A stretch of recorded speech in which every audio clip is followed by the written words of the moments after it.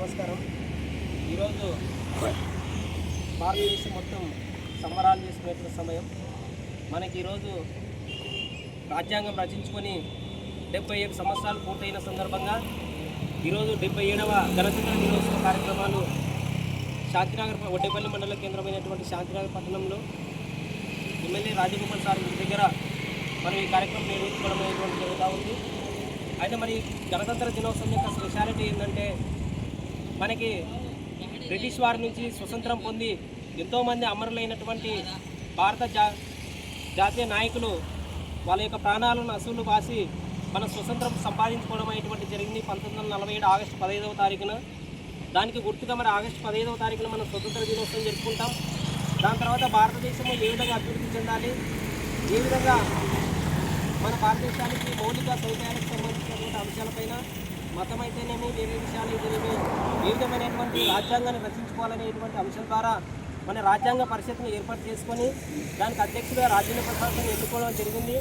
మరి 389 మందితో ఏర్పడినటువంటి ఈ రాజ్యాంగ పరిషత్తు ఒక రాజ్యాంగ ముసాయిదాను ఏర్పాటు చేసుకొని భారతదేశానికి ఎటువంటి రాజ్యాంగం అయితే సరిపోతుందనేటువంటి ఒక సమితిని ఏర్పాటు చేసుకోవడం జరిగింది. దానిలో భాగంగా మరి 1947లో మొదలుపెట్టినటువంటి భారత రాజ్యాంగం 1950 జనవరి 26వ తారీఖున భారత రాజ్యాంగాన్ని అమల్లోకి తీసుకోవడం అనేటువంటి జరిగింది. ఈ రాజ్యాంగాన్ని అమల్లోకి తీసుకొచ్చినటువంటి సందర్భంగా మనము భారతదేశం అనేటువంటిది సార్వభౌమ సర్వసత్తాక ప్రజాస్వామ్య గణతంత్ర దేశంగా మనం ఈ రోజు నుంచి అమల్లోకి తీసుకోబోతున్నాం. 77 సంవత్సరాలుగా పూర్తవుతూ ఉంది. మరి ఈ విధంగా జనవరి 26ని మనం ఎందుకు జరుపుకుంటామంటే 1930 సంవత్సరంలో జనవరి 26వ తారీఖున ఆ రోజు భారత జాతీయ నాయకులు బ్రిటిష్ వారి నుంచి సంపూర్ణ స్వరాజ్యం అనేటువంటి లక్ష్యంగా వారిని డిమాండ్ చేయడం అనేటువంటి జరిగిన ఆ రోజు నిర్ణయం తీసుకున్నారు. మరి ఆ రోజు నిర్ణయానికి అనుగుణంగా జనవరి 26 తారీఖున మనము మరి స్వేచ్ఛ వాయులు పిలిచినటువంటి సందర్భంగా గణతంత్ర దినోత్సవాన్ని జరుపుకుంటాం. దాదాపుగా 64 దేశాల యొక్క రాజ్యాంగాలని పరిశీలించిన పిదప రాజ్యాంగ ముసాయిదా కమిటీ మనకి ఒకటి రాజ్యాంగాన్ని రూపొందించుకొని దానిలో 486 ఆర్టికల్స్ను పొందుపరుచుకొని భారతదేశం అత్యున్నత శక్తిగా ఏర్పడుతూ ఉంది. మరి ఈ విధంగా ప్రతి రిపబ్లిక్ దినోత్సవానికి సందర్భించి మనము ప్రపంచ దేశాధినేతలను ఆహ్వానించడం అనేటువంటిది మనకు ఆనవాయితీగా వస్తూ ఉంది. మరి ఈ సంవత్సరం మనకి యూరోపియన్ యూనియన్ అధినేతలైనటువంటి కమిషనర్స్ అయినటువంటి వ్యక్తులు ఇద్దరు మనకి ఈరోజు ముఖ్య అతిథిగా రావడం అనేటువంటి జరిగింది.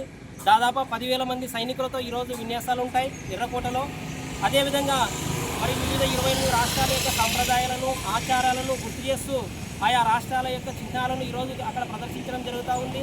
దానిలో భాగంగా మరి నరేంద్ర మోదీ ఈరోజు ఆపరేషన్ సింధూర్కి సంబంధించినటువంటి విషయాలను కూడా ఏ విధంగా అయితే పాకిస్తాన్ పైన ఏ విధంగా అయితే అర్ధ గంటలో మనకి చెందినటువంటి త్రివిధ దళాది అధిపతులు ఏ విధంగా ఆపరేషన్ సింధూర్ సక్సెస్ చేశారనేటువంటి విషయము యావత్ 140 కోట్ల ప్రజలు వీక్షించడానికి ఈరోజు ఆపరేషన్ సింధూర్ అనేటువంటిది మనకి ఏ విధంగా చేపట్టారనేటువంటిది కూడా ఈ విధంగా జరుగుతూ ఉంది.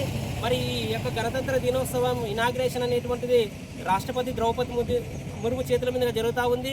అలాగే స్వతంత్ర దినోత్సవం యొక్క ఫ్లాగ్ ఇనాగ్రేషన్ ప్రధానమంత్రి నరేంద్ర మోదీ సమక్షంలో జరుగుతూ ఉంటుంది. మరి ఈ విధంగా నరేంద్ర మోదీ అనేక దేశాలకు సంబంధించినటువంటి మన భారతదేశానికి చెందినటువంటి ఈ యొక్క గొప్పతనాన్ని ప్రపంచ దేశాలపైన తీసుకురావడం కోసం మరి ప్రపంచ దేశాధినేతలను ఈ కార్యక్రమానికి ఆహ్వానించడం అనేటువంటి జరుగుతూ ఉంది. ఈ విధంగా మనకు భారతదేశం అనేటువంటిది అత్యున్నత శక్తి ఎదగడానికి మరి నరేంద్ర మోదీ అనేటువంటి వ్యక్తి అన్ని అహర్నిశలు కష్టపడడం అనేటువంటి జరుగుతూ ఉంది.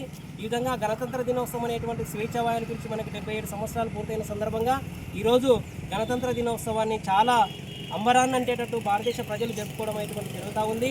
మరి ఇటువంటి కర్మభూమిలో పుట్టినటువంటి ప్రతి భారతీయులకి ధన్యవాదాలు తెలుపుతూ ఇంతటితో నా సమావేశం